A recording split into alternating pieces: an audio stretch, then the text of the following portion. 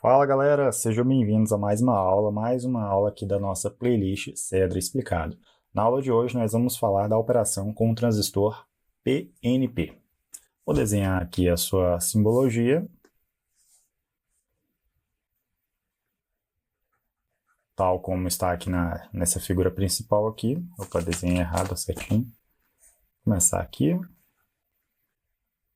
Aqui nós temos esse primeiro terminal que é o emissor, esse aqui vai ser o coletor, enquanto que esse aqui vai ser a base do transistor PNP. Bom, um primeiro ponto que a gente precisa destacar, que serve tanto para o transistor PNP quanto para o NPN, é o seguinte, é a questão das suas camadas. Bom, a camada do emissor, essa camada aqui, tanto para o PNP quanto para o NPN, ela vai ser fortemente dopada se a gente for comparar, né, com a camada da base e a camada do coletor, que eles vão possuir uma dopagem mais leve. As camadas externas, o emissor e o coletor, eles vão ser mais largas, elas vão ser mais largas. Perceba que aqui não tem muita diferença, senão essa aqui é a camada da base, né? Mas a camada do emissor e a camada do coletor, ela tende a ser mais larga em relação a essa camada interna. E aí a razão entre largura total e a largura interna é de 150 para 1.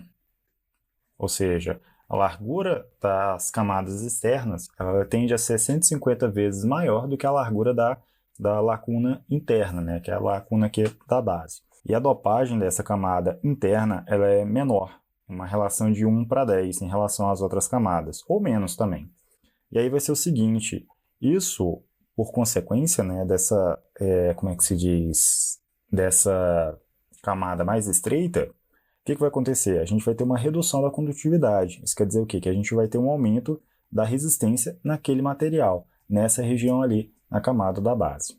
Destacados esses pontos, nós vamos falar agora do transistor PNP. Bom, no caso do PNP, a gente tem que focar nas lacunas. É o seguinte, camada N, anota isso aí, para a gente não se confundir. Quando estivermos falando da camada N, não interessa se é PNP ou se é NPN, tá? Camada N, os portadores majoritários, que a gente vê na literatura, né? Portadores majoritários, portadores minoritários, elétrons e lacunas. Vamos organizar isso. Na camada N, os portadores majoritários, eles serão os elétrons, enquanto que os portadores minoritários serão as lacunas. Camada P, inverte as coisas. Os portadores majoritários serão as lacunas, enquanto que os portadores minoritários serão os elétrons. Beleza? Entendido isso, vamos falar agora do PNP novamente. Seguinte, no caso do PNP, a corrente ela é constituída principalmente por lacunas injetadas na base pelo emissor como resultado da tensão de polarização, né, direta, VEB. Então é o seguinte, a corrente no PNP é o quê? Ela é constituída principalmente de lacunas injetadas na base pelo emissor, quando, né, como resultado da tensão de polarização direta, VEB, tensão de polarização entre o emissor e base. Outra coisa interessante é o seguinte, vamos focar aqui nessa região aqui, na região emissor-base. Observe, PN, vamos pegar essa sequência aqui. Nesse sentido, está ocorrendo aqui a polarização direta. Imagine PN, vamos relembrar do diodo. Aqui está o terminal ânodo e aqui o terminal cátodo. Por analogia, em questão de semicondutores, a gente fala que essa aqui vai ser a camada P, enquanto que essa vai ser a camada N. Beleza? E o diodo ele é polarizado diretamente quando a gente aplica uma diferença de potencial tal que vamos dizer, a tensão no terminal ânodo ela é maior em relação ao terminal cátodo. E aí a gente diz que ele está polarizado diretamente. E é o que está acontecendo aqui. Essa região aqui, PN, ela está polarizada diretamente. Agora vamos fazer o contrário.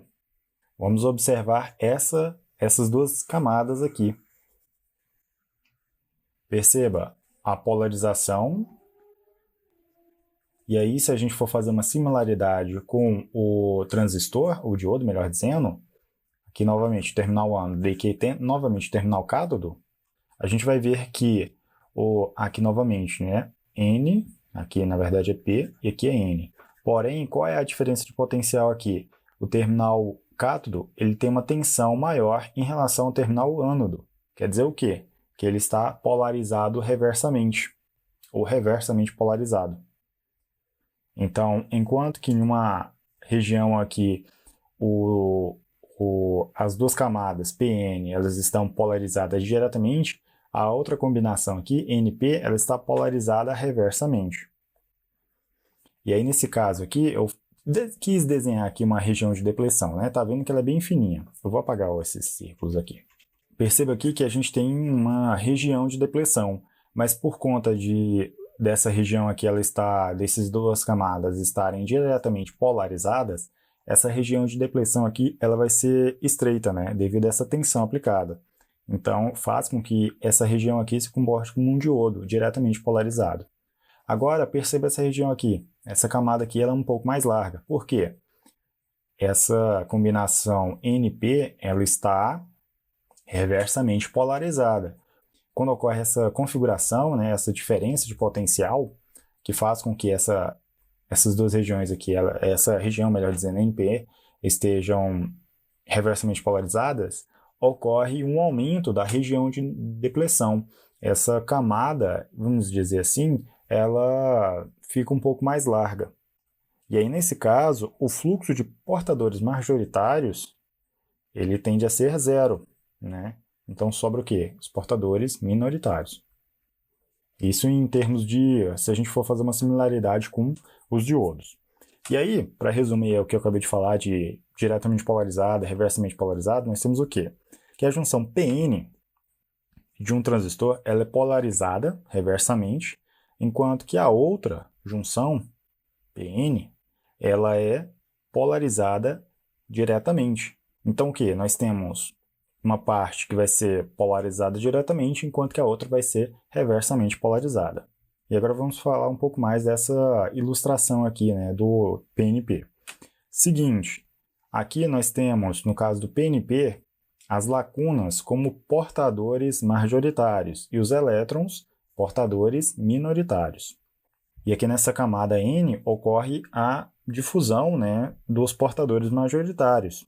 E aí isso ocorre através da junção PN polarizada diretamente.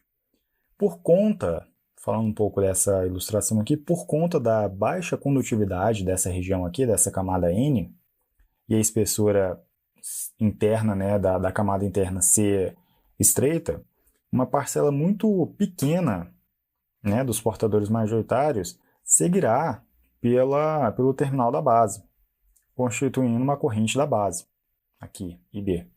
A maior parte dos portadores majoritários ela vai seguir, né, através da junção polarizada reversamente do material do tipo P. Então é meio contraintuitivo, né, em primeiro momento, porque aqui faz sentido a polarização direta, circulação de corrente, por assim dizer. Eu penso muito na corrente nesse caso, né? A gente esquece um pouco das lacunas. E aí, ao invés de fechar, vamos dizer, claro que o circuito vai estar fechado, por assim dizer, mas a maior parte da corrente não vai circular pela base, mas sim pelo coletor. Mas aqui está polarizada reversamente. Como isso acontece? Então agora eu vou explicar o passo a passo. Eu vou explicar em cada um dos terminais o que está acontecendo. Entendeu? Aí você vai entender, você vai ligar os pontos e vai entender a como ocorre a polarização, aqui a operação desse transistor PNP. Bom, vamos focar aqui no emissor. Corrente do emissor. Seguinte, a corrente principal em um PNP, ela flui do emissor para o coletor através da base. E aí, o emissor ele injeta lacunas na base, quando a junção emissor-base está diretamente polarizada. Então ocorre aqui a difusão. Então vai ser assim, a base sendo levemente dopada, né, e estreita, ela permite que a maioria dessas lacunas elas atravessem até o coletor. Uma pequena fração das lacunas recombina com os elétrons na base aqui nessa região aqui, e aí vai formar a corrente da base, a corrente IB. Uma parcela pequena. Se a gente for considerar a corrente que circula pelo emissor e pela base, pelo coletor, melhor dizendo, vamos dizer, é na escala de miliamperes. Mas a corrente que circula pelo terminal aqui da base, corrente IB, ela é na ordem ali de microamperes, ela é menor, né? Sempre comparando ali com o emissor e coletor. Ótimo, uma pequena parcela vai passar pela base e o restante, a maior parte, vai circular pelo coletor. Como isso ocorre? Vai ser o seguinte, peraí, os cachorros estão latindo aqui, parece dar uma acalmada. Seguinte, no coletor, a junção coletor-base, ela está polarizada inversamente, como a gente já vem falando aqui. E aí, por conta dessa configuração, dessa junção estar reversamente polarizado, vai criar o quê? Uma região de depressão maior, né? Mais larga, na junção coletor-base. As lacunas que chegam à região de depressão são puxadas para o coletor pela força, né, do campo elétrico. Sempre tem uma interação do campo elétrico ali. E também a tensão, a gente pode pensar de outra forma, a tensão negativa do coletor. Vamos dizer, as lacunas são atraídas, né, por essa tensão negativa. E aí, dessa forma, a maioria das lacunas injetadas pelo emissor, que atravessam a base, são coletadas pelo coletor. E isso vai resultar na corrente do coletor. Então, nós temos o seguinte, aquela forma, que ela se aplica também a NPN. Emissor é igual a corrente da base mais a corrente do coletor. Então, uma pequena parcela na escala de microamperes vai circular pelo terminal base. E a maior parcela, na escala ali de miliamperes, ela vai circular e vai seguir ali pelo terminal do coletor. Então, quando a gente estiver falando de PNP, lembra dessa associação, né, de portadores majoritários, portadores minoritários, e falando de PNP, vamos dizer, o principal vai ser as lacunas, e os secundários serão os elétrons. Mas é interessante entender essa dinâmica para a gente poder entender como ele funciona, como o PNP vai funcionar, como ele se comporta. A gente diz que ele é similar, né, ao NPN, mas a gente tem que ter essa visão clara das suas diferenças, né, diferença de sentido e quais são os portadores majoritários para cada um desses tipos, para cada uma das camadas. Bom, pessoal, na próxima aula eu vou apresentar para vocês as configurações, né, base comum, emissor comum e coletor comum, falando do transistor PNP.